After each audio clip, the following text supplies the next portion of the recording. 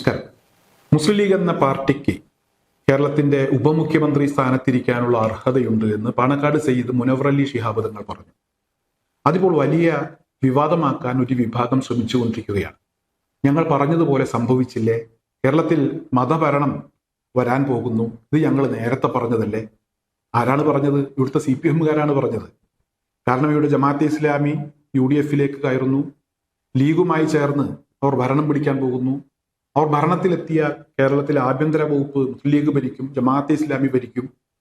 ഇതൊക്കെയാണ് ഇവിടുത്തെ CPM-കാർ തിരഞ്ഞെടുപ്പിന് മുമ്പ് പറഞ്ഞിരുന്നത്. തിരഞ്ഞെടുപ്പ് കഴിഞ്ഞപ്പോൾ ഇവിടെ പാണക്കാട് സയ്യിദ് മുനവർ അലി ശിഹാബ് തങ്ങളോട് ആരോ ചോദിച്ചു. അദ്ദേഹം അതിന് മറുപടി പറഞ്ഞു. മുസ്ലിം ലീഗ് എന്ന് പറയുന്ന പാർട്ടിക്ക് ഉപമുഖ്യമന്ത്രി പദവിയിൽ ഇരിക്കാനുള്ള യോഗ്യതയുണ്ട്, അർഹതയുണ്ട്. പക്ഷെ മുന്നണിയിൽ അത്തരത്തിലൊരു വിഷയം ഉന്നയിക്കാൻ ഇപ്പോൾ ആഗ്രഹിക്കുന്നില്ല എന്നാണ് അദ്ദേഹം പറഞ്ഞത്. PK കുഞ്ഞാലിക്കുട്ടി സാഹിബും ഇതുപോലുള്ള അഭിപ്രായങ്ങൾ നേരത്തെ പറഞ്ഞിട്ടുണ്ട്. എന്തായാലും ഇപ്പോൾ ഇവിടെ പാണക്കാട് സയ്യിദ് മുനവർ അലി ശിഹാബ് തങ്ങൾ ഈ പറഞ്ഞത് ഇപ്പോൾ തന്നെ UDF-ൽ ചർച്ച തുടങ്ങിയിരിക്കുന്നു. ലീഗ് ചില കാര്യങ്ങളൊക്കെ തീരുമാനിച്ചിരിക്കുന്നു. വരാനിരിക്കുന്ന ദിവസങ്ങൾ ജഗബൊകയായിരിക്കും എന്നൊക്കെയുള്ള പ്രതികരണങ്ങളും പ്രചരണങ്ങളും സമൂഹ മാധ്യമങ്ങളിൽ നിറയുകയാണ്.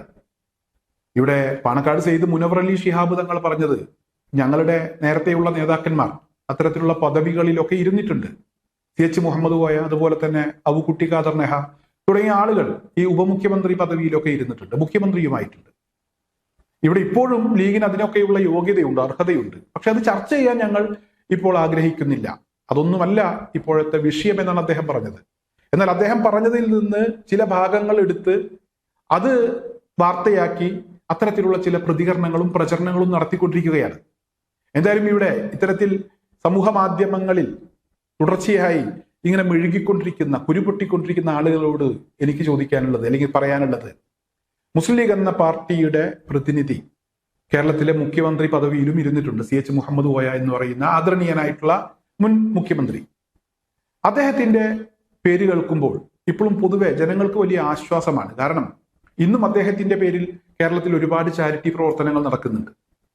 മെഡിക്കൽ കോളേജുകളൊക്കെ കേന്ദ്രീകരിച്ച് CH സെന്ററുകൾ പ്രവർത്തിക്കുന്നുണ്ട്. ഈ CH സെന്ററുകൾ രോഗികളായിട്ടുള്ള ആളുകൾക്കും അവരുടെ കൂട്ടിരിപ്പുകാർക്കും ഒക്കെ വേണ്ടി ഒരുപാട് നല്ല കാര്യങ്ങൾ ചെയ്യുന്നുണ്ട്. ഇന്നും CH-ന്റെ പേര് കേൾക്കുന്നത് ഒരു ആശ്വാസമാണ്. അന്ന് മുഖ്യമന്ത്രി കസേരയിൽ ഇരുന്ന സമയത്തും CH നല്ല പേര് മാത്രമേ കേൾപ്പിച്ചിട്ടുള്ളൂ. അവസാനം ഇവിടെ മുഖ്യമന്ത്രി പദവിയൊക്കെ അവസാനിപ്പിച്ച് സ്വന്തം വീട്ടിലേക്ക് പോകാൻ ബസ്സിനുള്ള കാശ് ആരുടെയോ കയ്യിൽ നിന്ന് കടം വാങ്ങി അദ്ദേഹം പോരുന്ന സാഹചര്യം ഉണ്ടായി. ബേബി ജോണിന്റെ കയ്യിൽ നിന്നാണ് അദ്ദേഹം കടം വാങ്ങിച്ചത്. ഇന്നും CH-ന്റെ കുടുംബം ഏറെക്കുറെ ആ ഒരു അവസ്ഥയിൽ തന്നെയാണുള്ളത്. MK മുനീർ ഈ കഴിഞ്ഞ ദിവസങ്ങളിലാണ് അദ്ദേഹത്തിന്റെ ബാധ്യതയുമായി ബന്ധപ്പെട്ട് വാർത്തകൾ പുറത്തു വരുന്നതും മുസ്ലിം ലീഗ് ആ ബാധ്യത ഏറ്റെടുക്കുന്നതും ബാങ്കിൽ ആ തുക അടച്ചു തീർക്കുന്നതുമൊക്കെ. ഇതൊക്കെ നമ്മൾ ലൈവായിട്ട് കണ്ട കാര്യങ്ങളാണ്. കേരളത്തിന്റെ നേരത്തെ മുഖ്യമന്ത്രി പദവിയിൽ ഇരുന്നിട്ടുള്ള ആളുകളുടെ ഒരു സാമ്പത്തിക സ്ഥിതി, ഇപ്പോഴത്തെ ഒരു സാമ്പത്തിക സ്ഥിതി എന്താണ് എന്നുള്ളതൊന്ന് അന്വേഷിച്ചാൽ ഇപ്പോൾ ഈ മെഴുകുന്ന ആളുകൾക്ക് ഏറെക്കുറെ കാര്യങ്ങൾ ബോധ്യപ്പെടുമെന്നാണ് ഞാൻ മനസ്സിലാക്കുന്നത്.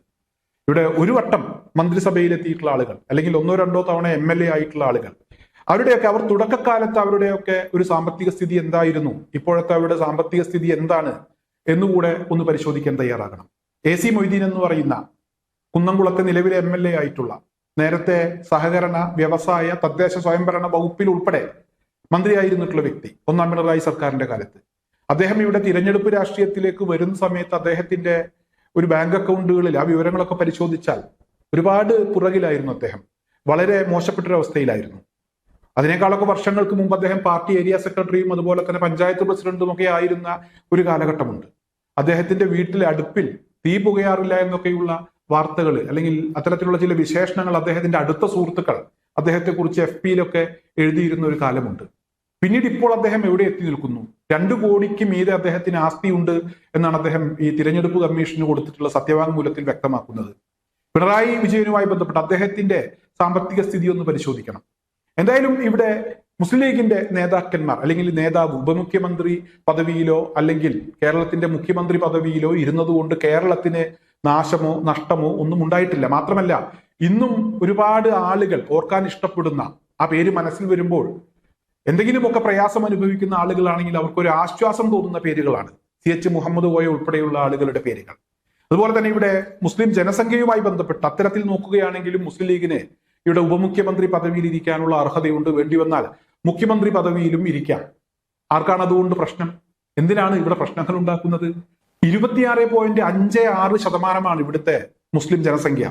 ക്രിസ്ത്യൻ ജനസംഖ്യ എന്ന് പറയുന്നത് 18.3 ക്രൈസ്തവ വിഭാഗത്തിൽ നിന്നുള്ള ആളുകൾ ഇവിടെ മുഖ്യമന്ത്രിയായിട്ടുണ്ട്. മുഖ്യമന്ത്രിയാകുന്നത് കൊണ്ട് എന്താണ് തെറ്റ്? കാരണം അത്തരത്തിലുള്ള ആളുകൾ 18.3% അത്തരത്തിലുള്ള ആളുകൾ, ആ വിഭാഗത്തിൽപ്പെട്ട ആളുകൾ കേരളത്തിലുണ്ട്. അതുപോലെ തന്നെ 26.56% മുസ്ലിങ്ങളുണ്ട്. ഇത്തരത്തിലുള്ള ആളുകളുടെ പ്രതിനിധികളായി മുഖ്യമന്ത്രിയാകാനും ഉപമുഖ്യമന്ത്രി പദവിയിൽ ഇരിക്കാനും ഒന്നും ഒരു തടസ്സവുമില്ല. അവരും ഈ രാജ്യത്തെ പൗരന്മാരാണ്, ഇവിടുത്തെ വോട്ടർമാരാണ്. അവർക്ക് എന്തുകൊണ്ട് ആ പദവിയിൽ ഇരുന്നാൽ എന്താണ് കുഴപ്പം? എന്തായാലും ഇവിടെ CH മുഹമ്മദ് കോയ ഉൾപ്പെടെയുള്ള ആളുകളുടെ പേരുകൾ പറയുമ്പോൾ നമുക്ക് ലാവ്ലിൻ കേസ് മനസ്സിൽ വരില്ല. അതുപോലെ തന്നെ അത്തരത്തിലുള്ള വിഷയങ്ങളൊന്നും മനസ്സിൽ വരില്ല. അവരെ കുറിച്ച് ചിന്തിക്കുമ്പോൾ, അവരുടെ ആ ഒരു കാലഘട്ടത്തെ കുറിച്ച് പറയുമ്പോൾ നല്ല കാര്യങ്ങൾ മാത്രമാണ്.